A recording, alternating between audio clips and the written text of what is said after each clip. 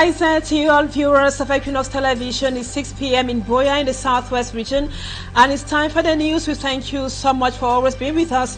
Our major stories this evening: thousands of GCE ordinary and advanced level candidates across Cameroon have been forced into an unexpected 2-week wait following government's decision to suspend and reschedule examinations to June 2022 over alleged question leakage.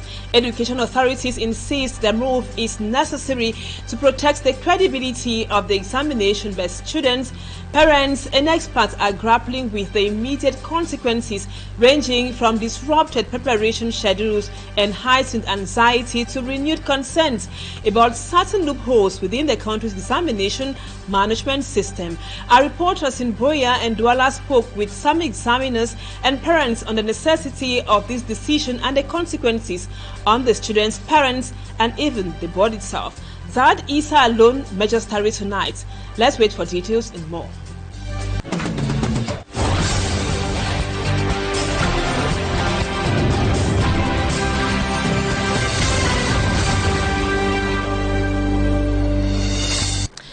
Welcome back, viewers. Thank you so much for always being with us. The recent session of the ongoing General Certificate of Education examination, the GCE exams, has been rescheduled after authorities detected major leak of confidential examination questions on social media and other networks. This push was received like a shock and surprise by students and parents who expressed their frustration and also discomfort. Cedric Chakucho spoke with some of them. He puts together their worries in this report.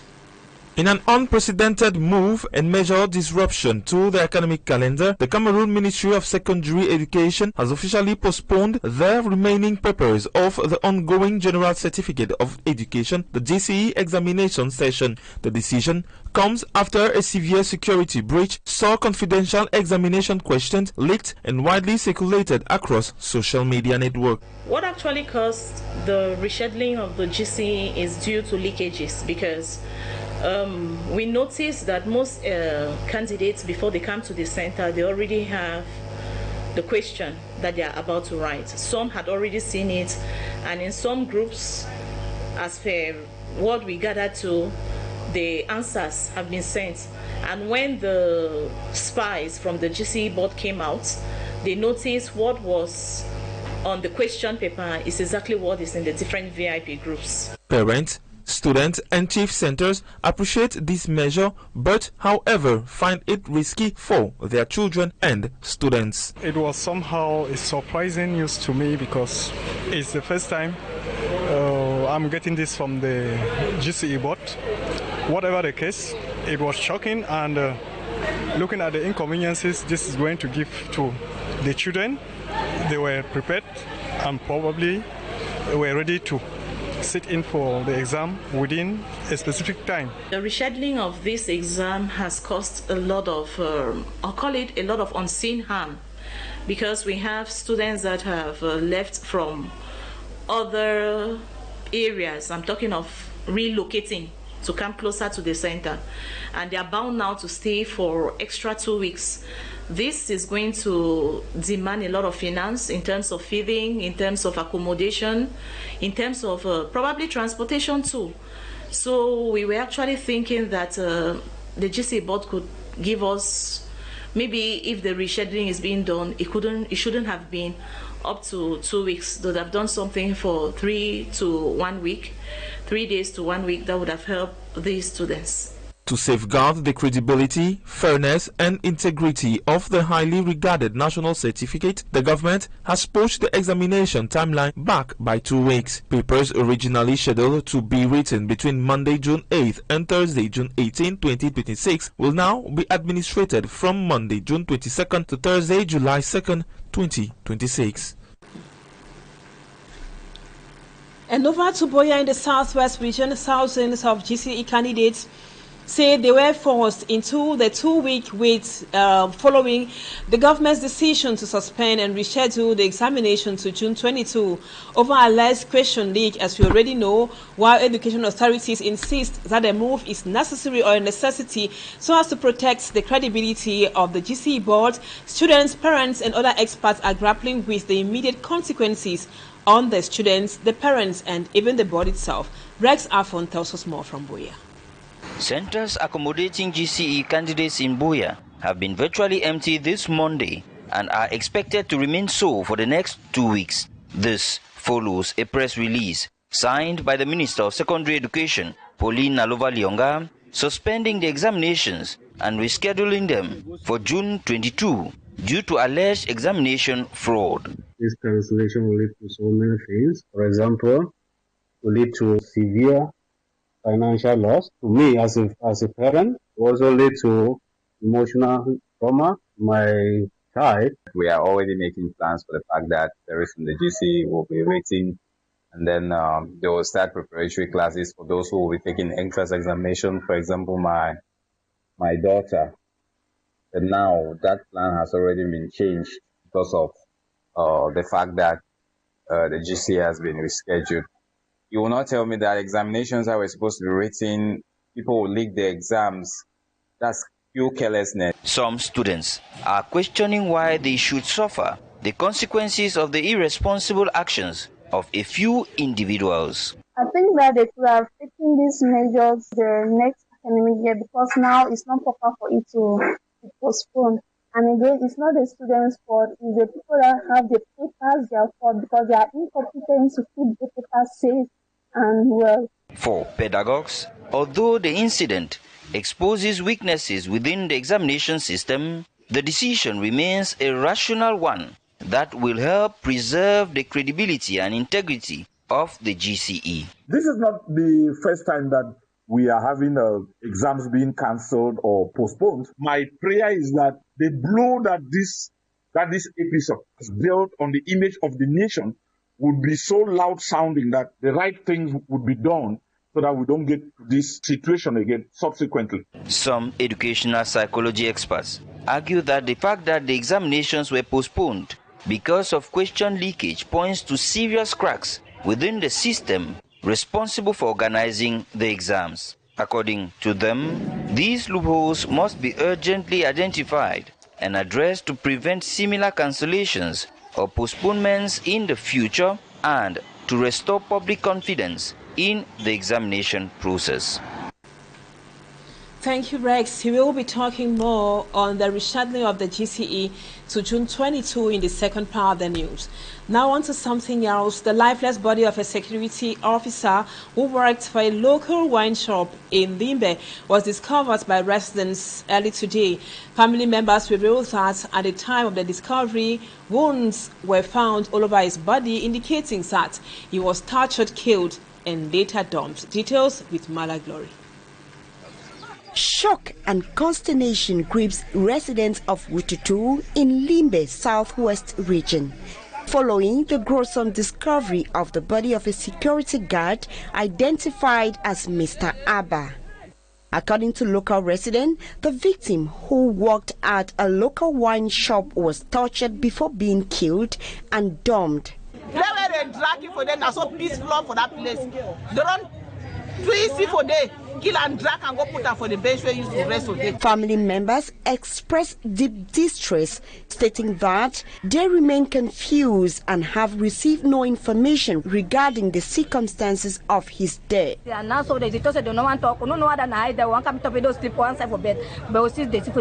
body has been deposited at the morgue as police investigations are currently on the way to identify and apprehend the killers. To mark the 54th edition of the World Environment Day, Cameroon's Defense Forces are leading environmental efforts in Douala. The 21st Military Engineering Regiment hosted a massive tree planting operation or exercise. The event saw the effective presence of high-ranking military personnel and regional environmental authorities of the littoral. Lord Mayeru reports. It is a major green mobilization at the military engineering site in Douala. The high-profile civic activity was marked by the effective presence of Brigadier General Ngolo Gomba Tobi Gabriel, commander of the 2nd Joint Military Region, alongside the departmental delegate of environment for the littoral. Together with the United Nations officials and local engineering soldiers, they took up shovels to push forward this strategic environmental campaign.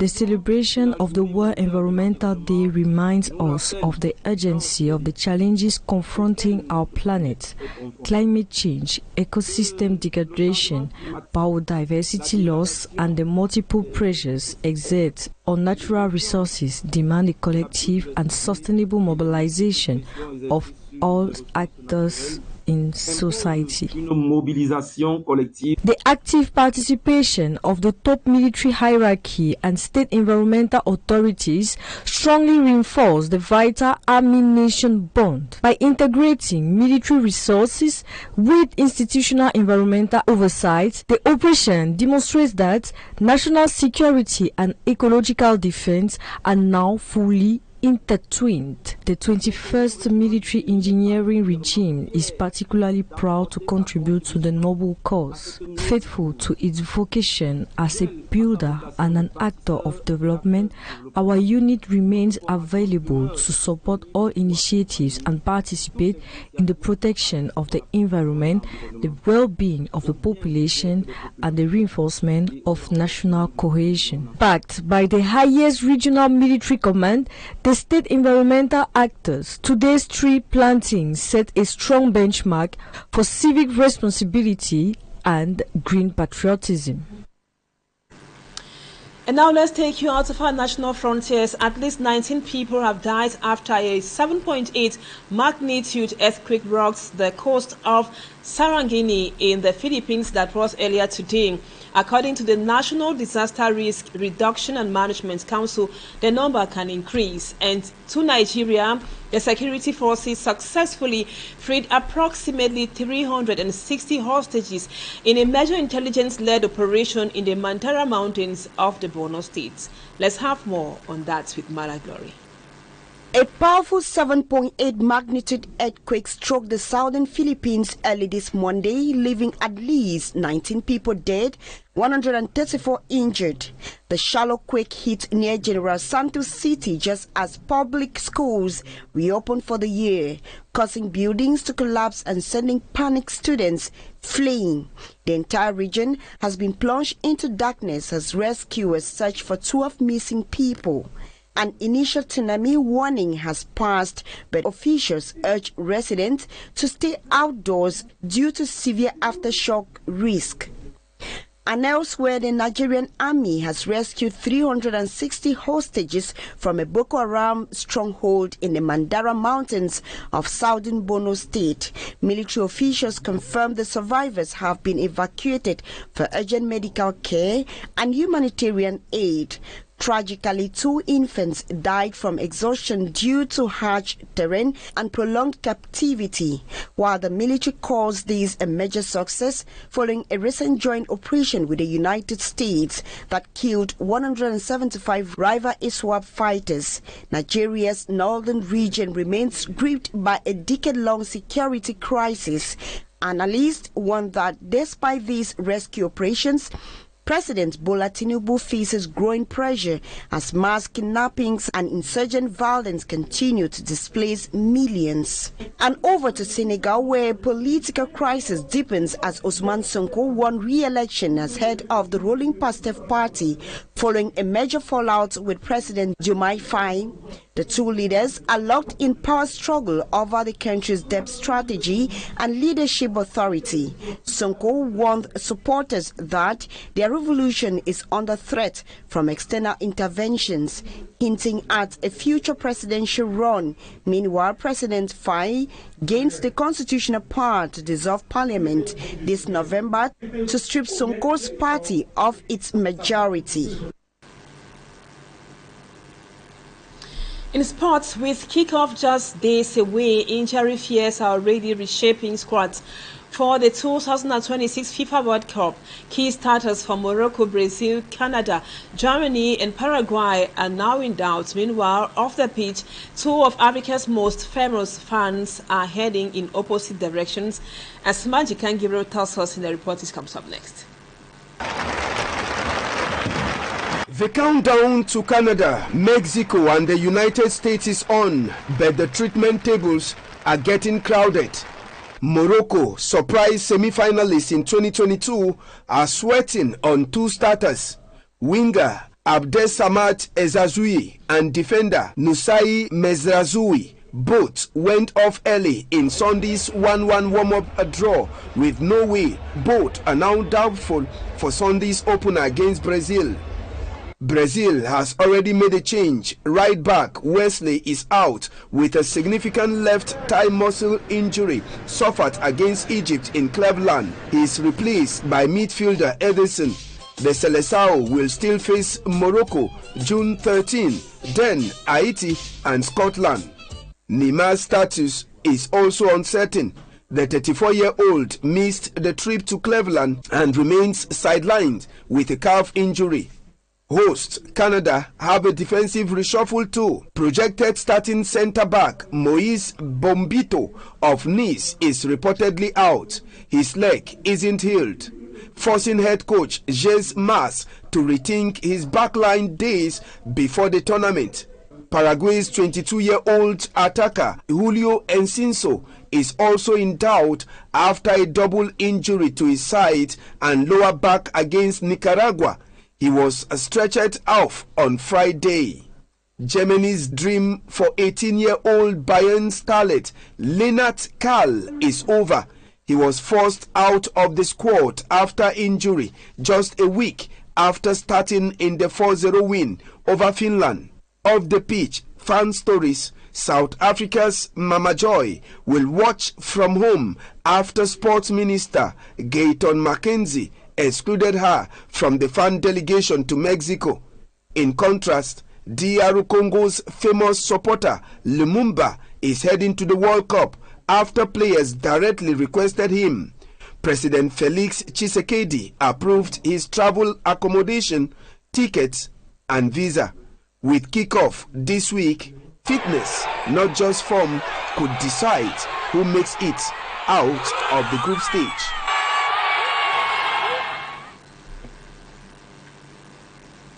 Thanks, Matt. With that sports piece, we call it quit to the first part of the news. Let's move on to talking points, viewers.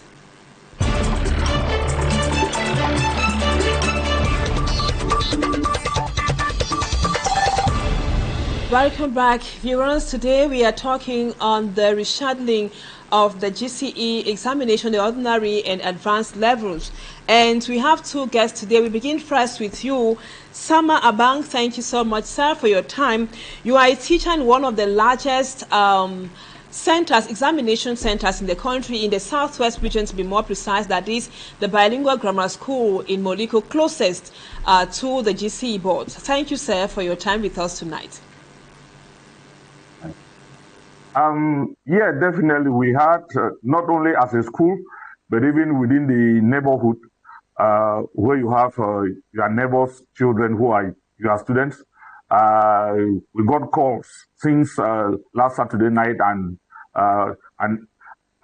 even throughout yesterday and up to this morning. A good number of them came, and echoes from the school campus where I teach indicate that a good number of them actually came today because nobody wanted to take chances, so they came to be sure, and they were asked to go home, that the information circulating was authentic. Definitely, you could see frustration on the faces of some who had come prepared for the battle, and some mixed excitement on the faces of those who were not psychologically or mentally prepared. You definitely have that category of those who think that the extension is a blessing to them. So we had a good number of students who came in their uniforms, to be sure. Thank you, sir. You went straight to explain to us how you succeeded in convincing the parents and some of the students today that the information that the GCE had been rescheduled was authentic. Now, we can't be talking about leakage of examination questions, and we can't apportion blames. Who should be blamed in this case? And I sat for the GCE advanced level for the first session in the year 1996. June 1996, and I can recall, and I'm sure my batchmates would recall rightly, that chemistry paper 2 was repeated. We had written and we left, and we were called back. Unfortunately, we didn't have social media in those days, but we were called back to come and write chemistry paper 2, which we did because there were leakages. This is not the first time we are having leakages in public exams. Our colleagues and our brothers of the Francophone subsystem of education would bear with us that their back exams and their other exams have been very prone to leakages in the past. Leakages are not an uncommon phenomenon in our system, especially in a very porous system like the one that we have. In our university systems, it is very common. I would remind you, or let me inform you, of the case of a professor friend of mine who would never submit his exam questions at the exam, at the faculty exam secretariat. He would prefer to type and print and bring under his armpit, safely guarded, into the exam hall himself, which tells you that it is a common phenomenon. But as to your question, Akidong Lafoot, there are so many actors involved in managing an exam which is as elaborate as the GCE exam, and very many actors. And for us to be able to know where we can really point a finger, it is proper we go by elimination. Can it be the teachers who set exams? No, because you set, you don't moderate. Can it be the chief examiners and the exam officers who moderate and proofread? No, because they moderate, proofread, and hand to the board. They do not determine when the exams that have been set by the examiners, moderated and then proofread by the chief examiners, they don't know when those exams will be used for evaluation. Can it be the same exam officers at the GCE board? No, the current crop of exam officials who make up the transition management team at the board are men and women of integrity, probity, and moral uprightness, to the best of my judgment. And so, at what level then can we start putting blame?